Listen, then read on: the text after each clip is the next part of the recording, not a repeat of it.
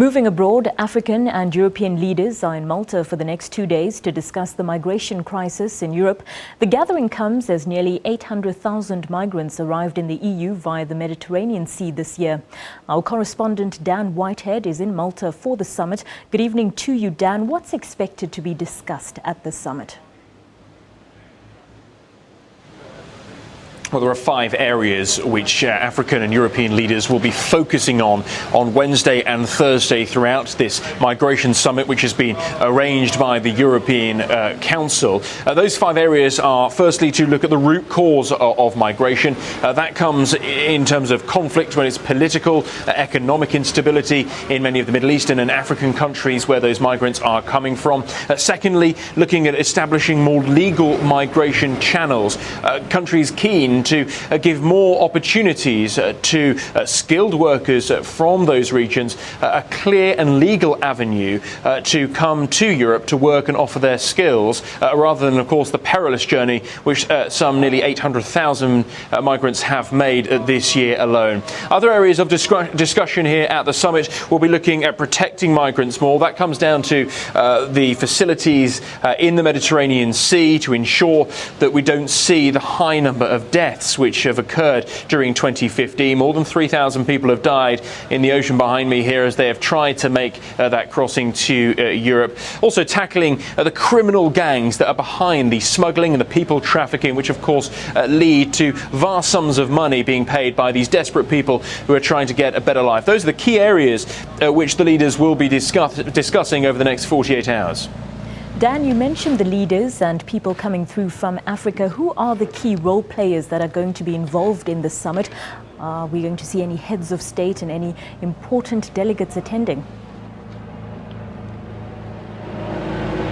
Well, yes, actually more than 60 either foreign ministers or leaders will be attending this summit, and more than 30 of those coming from African countries. We know that the countries affected, such as Eritrea, will certainly have been invited to send their representatives. It's being chaired by the European Council President Donald Tusk, who has already arrived in Malta this evening to hold some preliminary meetings. And I think the key message coming from this summit is that there has to be cooperation between European countries and African countries if a resolution is to be found to this crisis, and that comes down to tackling the root causes at the source, whether it's in Syria, where more than 50% of those who've travelled via the Mediterranean come from, or African countries as well. Nigeria and Eritrea both coming in the top 5 of the countries which have seen migrants travel by sea to the European Union during 2015, and the officials in Europe very clear that they must find solutions in partnership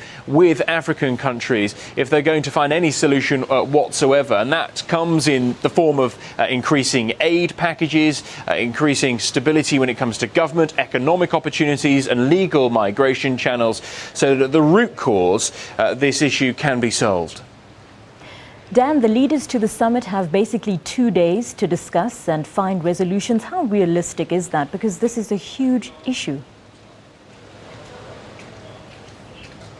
Yeah, absolutely. And that is the big question. A lot of analysts and charities especially are concerned that this will just be yet another high-level meeting. In 48 hours, what can you really achieve? They don't actually arrive until late afternoon tomorrow, and then it's all over by around 1:30 in the afternoon. So you're looking at around 24 hours. But that is the nature of these summits. A lot of the work is done in the previous weeks and months, and that is how it has been focused. Actually, the leaders, when they gather, will be building on existing processes. One called the Khartoum process, another called the Rabat process, which go back a number of years and involve countries in the Horn of Africa and in sub-Saharan Africa, and those issues have been built on in terms of tackling the problems at source, whether that is economic, whether that is political, and creating safe passage and allowing those migrants a safer and clearer route.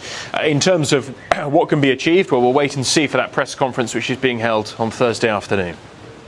That was our correspondent Dan Whitehead coming to us live from Malta.